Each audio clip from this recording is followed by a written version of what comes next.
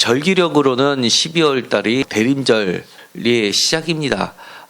날짜에 따라서 약간의 차이가 나는데 지난주가 대림절 첫째 주였고 오늘이 대림절 둘째 주가 됩니다. 대림절은 우리가 잘 알다시피 12월 25일이 성탄절인데 아기 예수께서 이 땅에 오신 것을 기념하면서 아기 예수가 오신 것을 기다리면서 기념하는 기간이기도 하면서 동시에 다시 오실 영원하신 나라의 영원하신 왕이신 참된 왕이신 예수 그리스도께서 오심을 간절히 기다리면서 준비하는 기간으로 삼는 것이 그런 소망의 기간이라고 할 수 있는 것이 대림절입니다.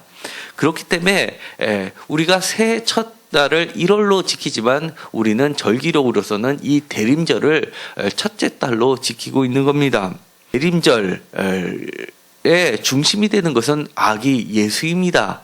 예수께서 아기 예수로 이 땅에 오셨지만 그분이 바로 참된 왕임을 우리는 고백하고 있습니다. 신약에 있어서 전체를 흐르는 메시아 사상이라는 것에 가장 배경을 이루고 있는 것이 바로 이사야서라고 할 수 있습니다.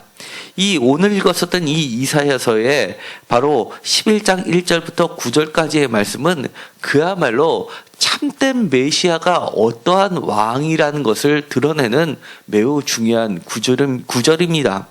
이 이사야 선지자는 그야말로 이 참된 왕 메시아를 간절히 소망하고 기다렸던 선지자였습니다. 그런데 이 이사야 선지자가 속해 있던 시대는 그렇게 오늘 읽었었던 것처럼 그렇게 밝은 시대가 아니었습니다. 먼저 이사야서 1장 1절에 보면 그 시대를 드러내는 말이 있습니다. 1장 1절에 이렇게 되어 있습니다. 유다 왕 우시야와 요담과 아하스와 히스기야 시대에 아모스의 아들 이사야가 유다와 예루살렘에 관하여 본 계시라라고 되어 있습니다. 무려 4명의 왕을 지나가고 있습니다. 유다 왕 우시와 요담, 아하스, 히스기야라고 하는 겁니다. 성경책 그대로를 정리한 것입니다.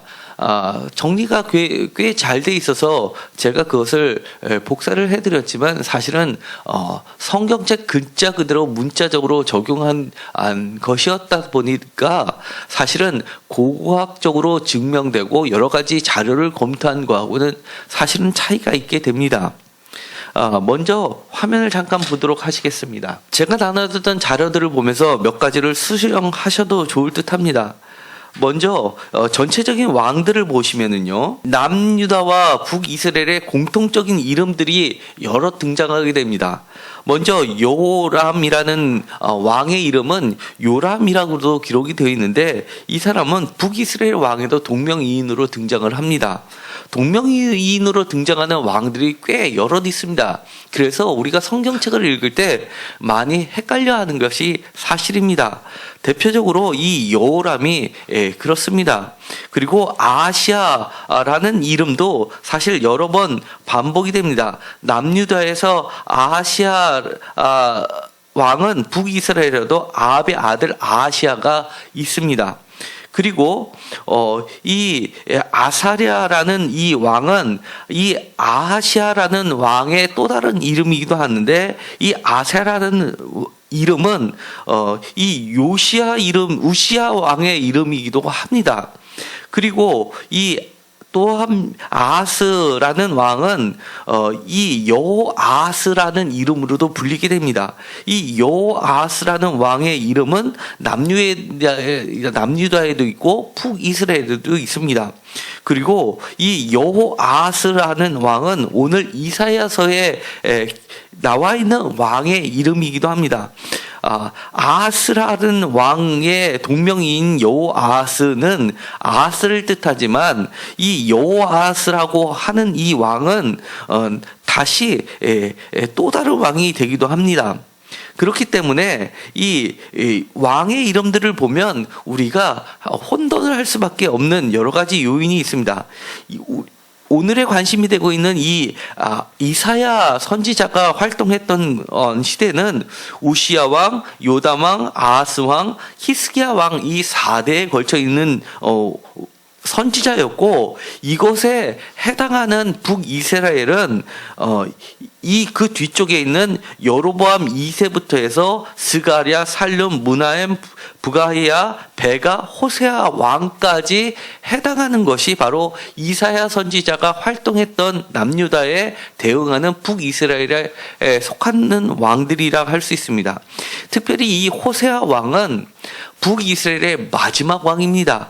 북이스라엘의 멸망을 지켜봤던 선지자가 바로 이사야 선지자인 겁니다. 그리고 이 호세아 왕의 동시대에 살았던 왕은 아하스 왕이 정확합니다. 그런데 성경책을 보면 열왕기 하 18장 9절에 보면 히스기야라고 기록을 하고 있어서, 사실은 이 성경책에게 저자도 여러 자료를 가지고 후대에 기록하다 보니까 정확한 연대에 약간들의 오차를 보이게 됩니다. 실질적으로는 여러 기록상을 봤을 때는 이 마지막 북이스라엘의 왕에 해당하는 왕은 남유다의 히스기야 왕이 아니라 아하스 왕이 됩니다. 왜냐하면 이 히스기야 왕이 왕으로 등극했었던 그 기간을 첫 해를 이 여러 가지 고고학적 이나 비문들을 통해서 봤을 때 주전 715년부터 시작하는 걸로 보게 되는데, 북이스라엘이 멸망했던 시점을 722년 또는 721년으로 보기 때문에 그거보다 앞서게 됩니다. 여러 가지 이유에서 그런 오차들이 발견될 수 있기 때문에 우리는 여러 가지 주석서를 참고를 해서 연대를 추정할 수밖에 없습니다. 그렇기 때문에 제가 1차적으로 나눠드렸던 자료는 그런 주석에 근거한 것이 아니라 이 성경책의 글자 그대로 했던 것을 근거로 했기 때문에 참조하시고 수정할 부분을 좀 수정하시고 보시면 좋을 듯 합니다. 우시야 왕의 여러 가지 것들을 보면 먼저 기억이 될 만한 것을 짚어보자면 대표적으로 이 나병에 걸린 왕으로 기록이 되어 있습니다. 그렇기 때문에 나병이 걸리자 그가 더 이상 왕으로 할 수 없기 때문에 뒷전에 물러서게 되고, 그의 아들 요담이 그 다음에 어린 나이에 왕이 되고, 이 우시야 왕은 뒤에서 섭정을 하는 것으로 지내게 됩니다. 아람 왕 르신과 이스라엘 왕 베가가 예루살렘을 침공했다라고 열왕기 하 15장 37절에 기록이 되어 있지만, 사실은 이때 이루어진 것이 아니라 이사야서 7장 1절에서 6절을 근거로 했을 때, 이때는 아하스 왕 때 그러한 베가가 침공했던 것이 나오게 됩니다. 그렇기 때문에 이것도 이 아람 왕이나 바벨론의 여러 가지 유적들을, 비문들을 그리고 문서들을 보았을 때 오히려 이사야서 7장 1절에서 6절에 있는 말씀이 사실로 드러나게 되었습니다. 그렇기 때문에 이것도 수정을 할 필요가 있습니다. 그래서 성경에서도 보면 똑같은 사건인데 여기저기에 기록이 되어 있는데 서로 상반되어 있을 때는 그것이 무엇인지를 더 정확하게 밝힐 필요가 있는데, 여기에서는 이사야서 7장 1절에서 6절까지의 말씀이 역사적 사실이라고 보아야 합니다. 그리고 오늘의 핵심이 된 아하스 왕입니다. 이 아하스 왕은 조금 전에 말씀드렸던 것처럼 북이스라엘과 아람 왕 르신이 베가와 같이 손을 잡아서 시리아 에브라임 연합전선을 동맹을 맺고 쳐들어와서 커다란 혼란을 겪었던 왕이 바로 아하스 왕입니다. 그리고 이 아하스 왕은 매우 악해던 왕으로 기록이 되는 이유 중에 하나가 자기 자녀를 불 가운데 지나게 했다는 기록이 남아 있습니다. 열왕기 하 16장 3절에 보면 마치 열왕기 하 3장 27절에 모압 왕 메사가 자신의 장자를 불 가운데 제사를 지냄으로써 전쟁에서 승리를 이끌었던 것처럼 이 아하스 왕도 자신의 자녀를 불 가운데 지나게 했다라는 기록으로 매우 악한 왕으로 그려지고 있습니다. 그리고 또 이 아하스 왕 때는 이 이사야 선지자가 그를 지탱하고 있었는데 이 이사야 선지자는 친아수르 정책을 폈던 선지자입니다. 그렇기 때문에 그를 따라서 친아수르 편에 섰던 왕이기도 합니다. 이 아하스 왕을 악한 왕이라고 기록하고 있는 근거 중에 하나가 바로 열왕기하 16장 10절에서 11절에 보면 이 다메섹에 있는 똑같은 우상의 제단을 예루살렘 성전에 똑같이 모양의 제단을 만들라고 지시를 했고, 그때의 제사장이었던 우리아가 그것을 따름으로써 하나님의 성전을 더럽힌 왕으로 기록하고 있습니다.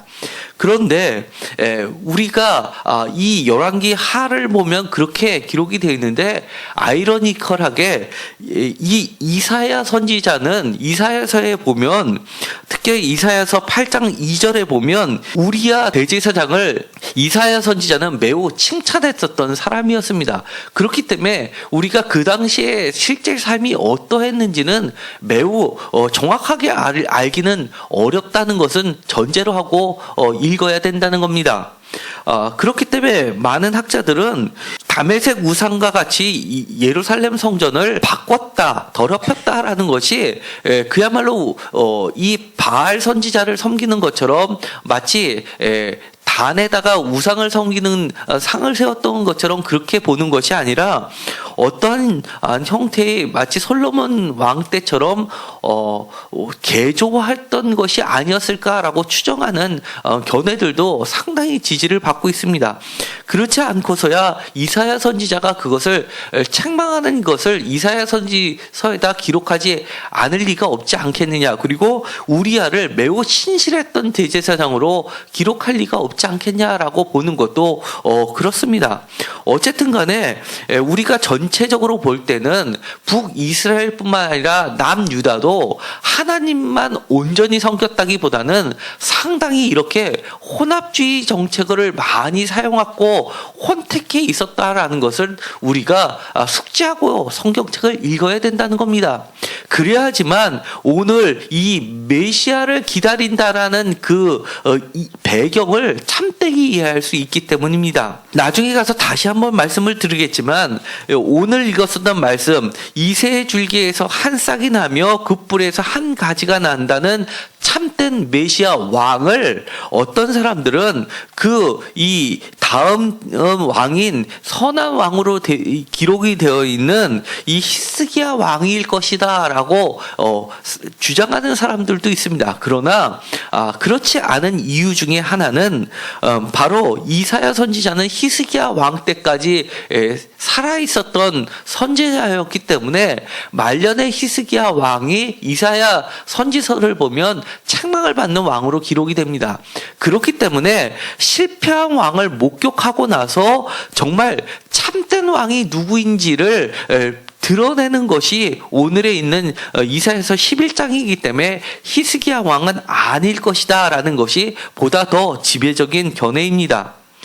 히스기야 왕을 보면 많은 사람들이 선한 왕이라고 부르는 대표적인 이유가 있습니다.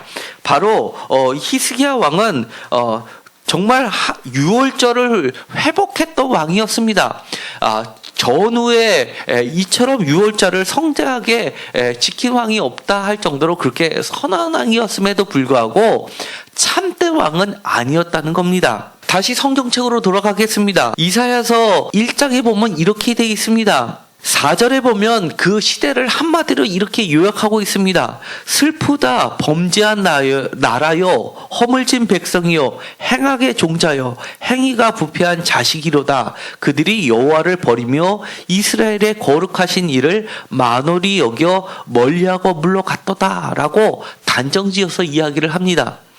제가 이 말씀을 이야기하는 데는 이처럼 히스기야 왕은 선한 왕이었기 때문에 히스기야 왕 때는 아니겠지라고 읽어서는 안 된다는 것을 말씀드리기 위해서 제가 종전에 여러 가지를 그려냈던 겁니다.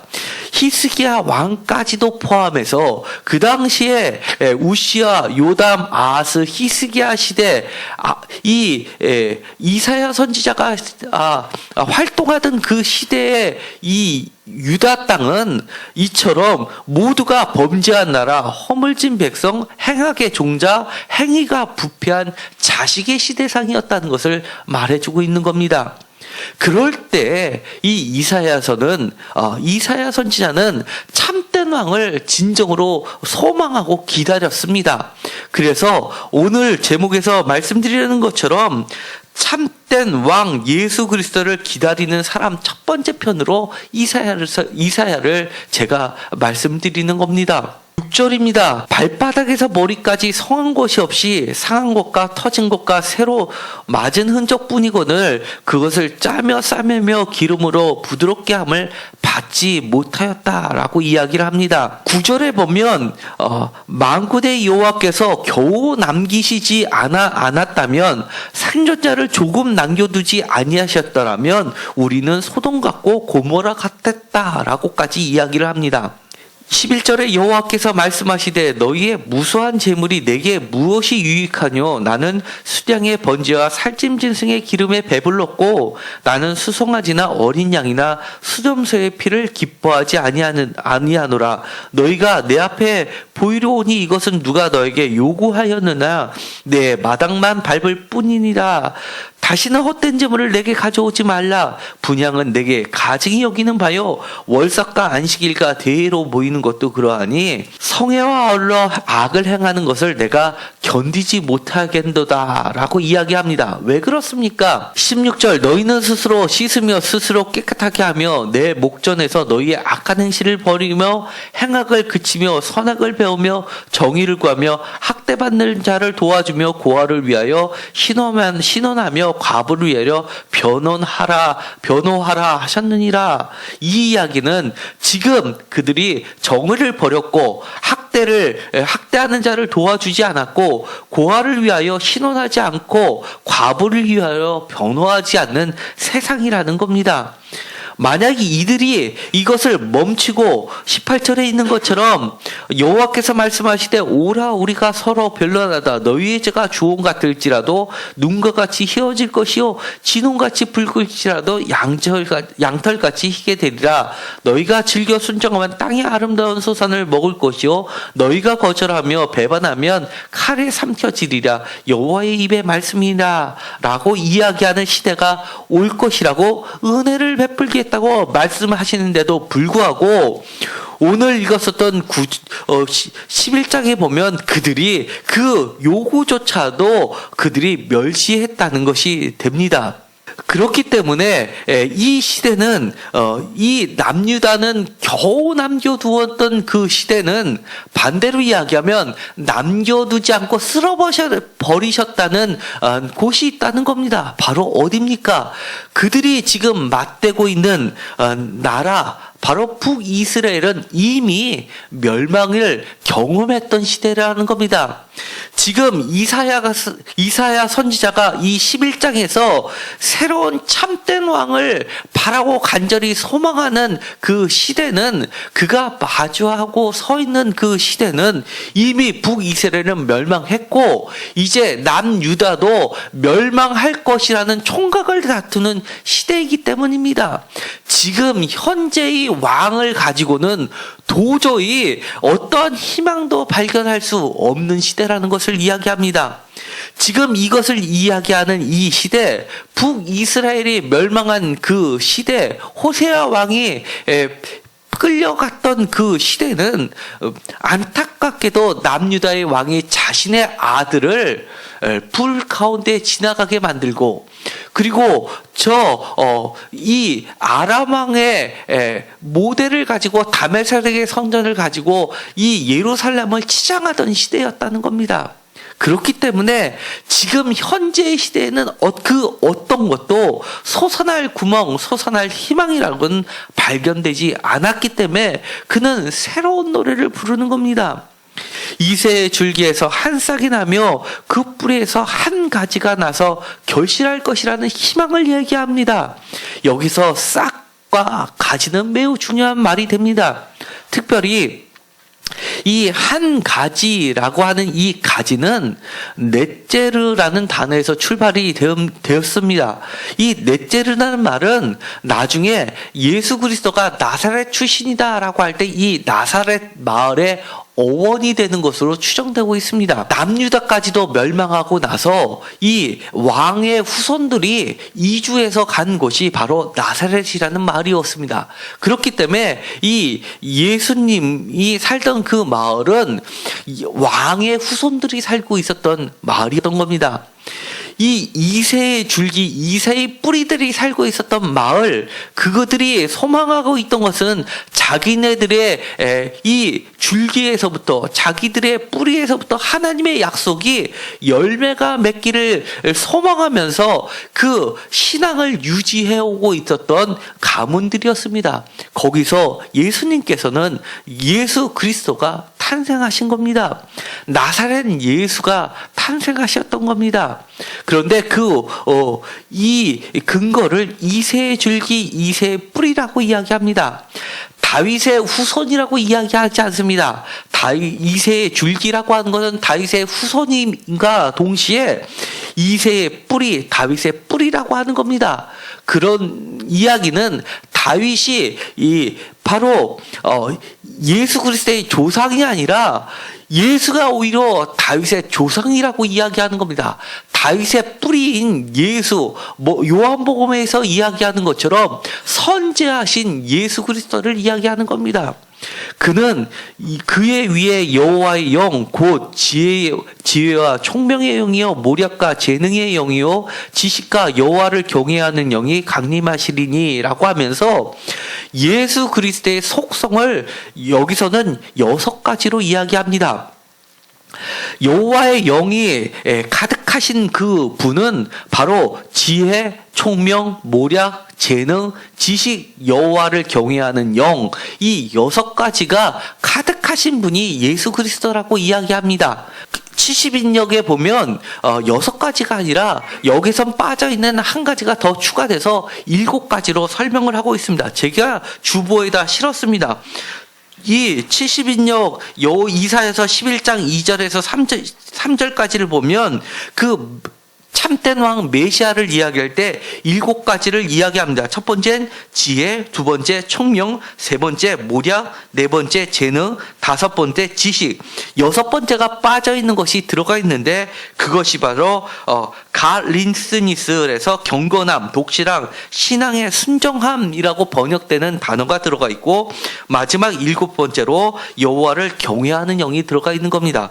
이렇게 7가지 완전수로서 참된 왕 메시아의 속성을 이야기하고 있습니다. 요한계시록 5장 12절에 가면 어린 양에 드려지는 7영광송이라는 것이 있습니다. 거기서도 7가지로서 어린 양께 드리는 찬양을 부리게 되는데 이것은 14만 구원받은 인치심을 받은 14만 4천 명 무수히 많은 자들이 이 24장로들과 내생물과 함께 교창 형식으로 부르는 찬양이 있습니다. 그때 부르는 찬양도 7가지로 이야기합니다. 능력, 부, 지혜, 힘, 존귀, 영광, 찬송으로서 드려지고 있는 그분이 바로 예수 그리스도시고 참된 왕이라고 이야기를 하는 겁니다. 그런데 그 분은 이렇다는 겁니다. 3절에 보면 그가 여호와를 경외함으로 즐거움을 삼을 것이며 라고 이야기합니다. 그분의 기쁨은 오직 하나, 바로 여호와를 경외하는 것이 그분의 기쁨이라는 겁니다. 우리의 삶도 그 참된 왕이 다스리는 그 참된 나라의 백성들도 오직 그분을 따라서 한 가지 기쁨만이 우리를 지배하기를 간절히 바랍니다. 여호와를 경외하는 기쁨이 우리 가운데 넘치기를 소망합니다. 그분은 이렇게 그 여호와를 경외하는 즐거움으로 그의 눈에 보이는 대로 심판하지 아니하며 그의 귀에 들리는 대로 판단하지 아니하며 라고 이야기합니다. 그 여호와를 경외하는 즐거움이 가득 찬 그 다스림의 나라는 이렇다는 겁니다. 눈에 보이는 대로 심판하지 아니하고 귀에 들리는 대로 판단하지 아니하고 중요한 이야기를 합니다. 4절부터 공의, 정직, 입에 막대기, 그의 입술의 기운, 5절 공의, 성실로 그 하나님의 나라, 영원한 나라를 다스리신다라고 이야기합니다. 그 영원한 나라의 특징은 바로 이렇다는 겁니다. 그의 입에 막대기, 그의 입술의 기운이라는 것은 요한계시록에 보면 최후의 전쟁을 치르는 것이 나옵니다.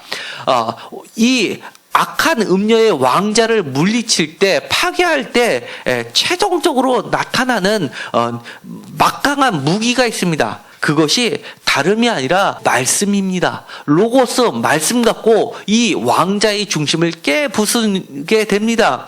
이처럼 이 하나님의 말씀으로 가지고 이 세상을 다스릴 뿐만 아니라 마지막 요한계시록에서 얘기하는 새하늘과 새 땅을 단기는 막강한 무기가 된다는 겁니다. 그렇기 때문에 이 여호와의 말씀은 날쌘 검이라고도 이야기합니다. 우리의 심령을 쪼개기까지 한다고 하는 겁니다. 그 여호와의 입의 말씀, 하나님의 말씀, 예수 그리스도의 말씀이 우리의 무기가 되기를 간절히 원합니다. 이 세상을 살면서 여호와의 말씀, 예수 그리스도의 말씀으로 이 세상을 이기시는 저와 여러분들이 되기를 간절히 소망합니다. 이렇게 이야기합니다. 그렇게 함으로써 완성된 나라를 비전으로 제시합니다. 그림 언어로서 제시합니다. 오늘 우리가 드려지는 이 세임교회에도 어린아이가 포함되어 있습니다. 그런데 6절에서부터 보면 이 어린아이가 매우 중심적인 모티브를 형성하고 있습니다. 6절에 보면 이렇게 되어 있습니다. 그때 이리가 어린 양과 함께 살며 표범이 어린 염소와 함께 누우며 송아지와 어린 사자와 살찐 짐승들이 함께 있어 어린 아이에게 끌리며, 어린 아이가 모든 것을 이끄는 리더가 된다는 겁니다. 어른이 장로가 아니라 어린 아이가 그들을 모두 이끈다는 겁니다. 그 누구도, 그 어떤 짐승도 이 어린아이를 해치지 않는 세상이 된다는 겁니다. 예수님께서 이렇게 이야기하셨습니다. 지혜 있는 자에게는 숨기시고 이 어린아이에게는 드러내심을 감사하나이다 라고 감사를 드린 기도가 우리는 기억이 납니다. 그리고 이 어린아이 하나를 가운데 중심에 세우시는 예수 그리스도를 보게 됩니다. 이 어린아이가 아무런 힘이 없는 나약한 어린아이가 중심에 설 수 있는 나라, 그야말로 하나님의 평화가 임하는 세상을 이야기합니다. 이리와 어린 양이 함께 살며, 이런 세상이 있을까요? 이리가 어린 양을 보았으면 잡아먹는 게 세상입니다. 그런데 이 세상이 아니라는 겁니다.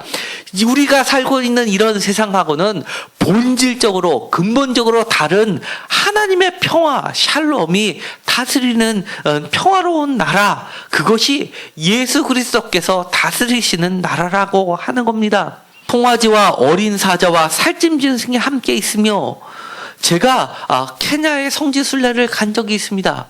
사자가 정말 송아지 한 마리를 잡아 물어뜯고 나서 포효하는 장면을 본 적이 있습니다. 정말 멀리서 차 안에서만 봤는데도 오금이 저렸습니다. 정말 사자 한 마리가 있으니까 그 모든 주변의 모든 동물들은 도망가는 것을 보게 됩니다. 그리고 차가 지나가도 이 사자는 꿈쩍도 하지 않습니다. 그러면서 이 사자 한 마리는 누워있는 아직도 숨이 헐떡거리면서 가슴을 들었다 놨다 하는 송아지를 보면서 전혀 개의치 않습니다. 네가 도망가려면 도망가 보라 라고 하면서 매우 아주 편안한 자세로 거의 반 누워 있다시피 하면서 물린 송아지가 죽기만을 기다리는 모습을 보면서 정말 무섭기만 했습니다. 그런데 이 사자와 이 살찜 짐승이 함께 있다고 합니다. 우리 이 세상은 어떻습니까? 강대국이 이 약소국을 물어뜯는 시대입니다. 그런데 이 새로운 시대, 하나님이 다스린 나라는, 예수 그리스도가 참된 왕이 되어 다스린 나라는 이 빈부격차가 아니라, 강대국과 약소국이 아니라 재벌이 정말 국민들의 6만 원, 8만 원, 10만 원을 뺏어서 자기 것으로 삼는 그런 나라가 아니라 정말 모두가 평화롭게 사는 나라라고 이야기를 하는 겁니다. 다시 한번 젖 먹는 아이가 등장을 합니다. 이 젖 먹는 아이가 독사의 구멍에 장난하며 젖을 뗀 어린아이가 독사의 굴에 손에 놓는 나라라고 이야기합니다. 그럼에도 불구하고 아무런 해를 입지 않는 나라라고 합니다. 예수 그리스도께서 회복시키는 나라는 태초에 하나님께서 천지를 창조하신 세상이었습니다. 온전한 하나님의 형상이 만물에 가득한 그런 세상을 다시 한번 회복시킬 때, 그때는 모든 것에 해됨도 없고 상함도 없고 눈물도 없고 오직 여호와를 아는 지식이 세상에 충만한 세상이라고 이야기합니다. 표준세 번역에서는 이것을 이렇게 번역을 합니다. 주님을 아는 지식이 땅에 가득하기 때문입니다 라고 원인으로 이야기합니다. 이러한 새로운 세상, 태초에 만들었던 하나님이 기뻐하셨던 세상을 회복시키는 그 원인이 오직 하나, 여호와를 아는 지식이라고 이야기합니다. 우리가 많이 갈망합니다. 이렇게 이사야 선지자가 살고 있었던 시대는 지금 우리가 살고 있는 시대처럼 매우 어두웠습니다. 그런데 이 어두웠던 이 시대를 회복하는 방법을 우리는 날마다 뉴스에서 여러 가지 토론으로 보고 있습니다. 이렇게 하면 된다, 저렇게 하면 된다라고 했는데 또다시 말을 바꾸는 정치인들과 왕을 보면서 우리는 그 다음 수를 생각하지 못하고 늪에 빠졌다고 합니다. 그런데 여러 가지 방법을 짜내는데 온 미디어가 동원되는데 예수님은 이렇게 이야기하는 겁니다. 그런 것들이 아니다라고 이야기하는 겁니다. 오직 여호와를 아는 지식만이 이 나라를 온전히 회복시킬 수 있다라고 이야기를 하는 겁니다. 우리가 지금 이 나라가 이렇게 어두워진 것이 어디에 있습니까? 여호와를 아는 지식이 없기 때문 아닙니까? 정말 여호와를 아는 지식, 여호와를 아는 참된 지식이 있다라고 한다면 오늘 우리가 사는 이 나라는 이렇게 되지 않았을 것입니다. 모양만 갖췄을 뿐이었습니다. 마치 이사야 선지자가 바라보고 있는 시대였습니다. 오늘 이 말씀을 하고 있는 것처럼 왕이 예루살렘 성전에서 제사도 드리면서 또 한편으로는 자신의 아들을 불가운데로 지내는 것과 똑같은 시대입니다. 오늘 이사야 선지자가 이야기하는 것처럼 제물을 날마다 드리면서 월삭도 드리지만 하나님은 그것을 가증하다 보는 시대인 것입니다. 정말 여호와를 아는 참된 지식이 이 나라를 회복할 수 있음을 믿으시기 바랍니다. 그 지식은 어떤 것입니까? 다른 것 아닙니다. 여호와를 경외하는 것이고, 그 여호와를 경외하는 것이 참된 즐거움으로 넘쳐나면 우리는 눈에 보이는 대로 심판하지 아니하고 귀에 들리는 대로 심판하지 않게 됩니다. 공의로 가난한 자를 심판하며 정직으로 세상에 겸손한 자를 판단하게 되며 주님의 말씀의 막대기로 세상을 치며 주님의 말씀의 기운으로서 날쌘 검으로 악한 영들을 죽이게 됩니다. 지금도 이 여호와를 아는 지식을 우습게 여기는 사람들이 있습니다. 여호와를 아는 지식을 마치 학교에서 배우는 책상 앞에 놓여있는 책처럼 여기는 사람들이 있습니다. 그러나 이 여호와를 아는 지식은 정말 예수 그리스도처럼 즐거움에 넘쳐서 밖으로 흘러나오는 지식입니다. 행함이 있는 지식이고 그것이 정의로, 공의로, 정직으로, 성실로, 신실함으로 넘쳐나는 지식이라는 겁니다. 우리는 그 나라를 소망해야 됩니다. 정말로 소망해야 됩니다. 이 나라를 그런 나라로 만들기를 소망하면서 포기하지 말아야 되는 것입니다. 이 이사야는 이런 나라를 기다렸고, 그리고 그 나라를 이끌 참된 왕 메시아를 기다렸습니다. 그는 간절히 기다렸기 때문에 그 소망이 끊어지지 아니하였고, 이 노래를 불렀기 때문에 이 노래가 600년이 흘러서 결국은 예수 그리스도께서 오신 것이 되는 겁니다. 그리고 지금도 2000년이 흘렀습니다. 그 나라는 다시 한번 오실 것입니다. 그때까지 주님께서는 이렇게 이야기하는 겁니다. 내가 다시 올 것이다. 그러니 너희는 포기하지 말아라라고 이야기하는 겁니다. 지금도 우리는 이 여호와를 아는 지식으로 이 나라를 주님의 오심을 준비해야 될 것입니다. 지금은 주님께서 오신다고 약속하셨는데 여러분들은 어떤 마음으로 어떠한 기대치를 가지고 주님 오실 것을 준비하고 계십니까? 이제 크리스마스가 얼마 남지 않았습니다. 한번 날마다 편지를 한번 써보십시오. 제가 이미 자료를 카톡으로 다 보내드렸을 줄 압니다. 그것을 프린트하셔서 거기다가 매일매일 여러분의 소망을 한번 적어보시기 바랍니다. 그리고 나서 성탄절날 다시 한번 이것대로 이루어지게 해달라고 기도해 보시기 바랍니다. 이제 대린절 때 우리가 진정으로 참된 왕을 간절히 소망으로 기대하면서 준비하는 시간이 되었기를 간절히 소망합니다. 기도하고 마치기로 하겠습니다. 하나님, 주님이 참된 왕임을 고백합니다. 참된 왕이 우리 달에 오셔서 하나님이 기뻐하시는 태초의 나라로 회복시켜 주실 줄을 믿습니다. 주님이 다스렸던 그 나라 온전히 이루어지게 하여 주옵소서. 우리가 간절히 소망하며 기다립니다. 우리도 준비하게 하여 주옵소서. 여호와를 아는 지식이 이 나라를 온전히 회복할 줄 믿습니다. 우리의 지식이 차고 넘쳐서 하나님의 말씀으로 이 악한 세상을 치리할 수 있게 하여 주옵소서. 예수 그리스도의 이름으로 기도드렸습니다. 아멘.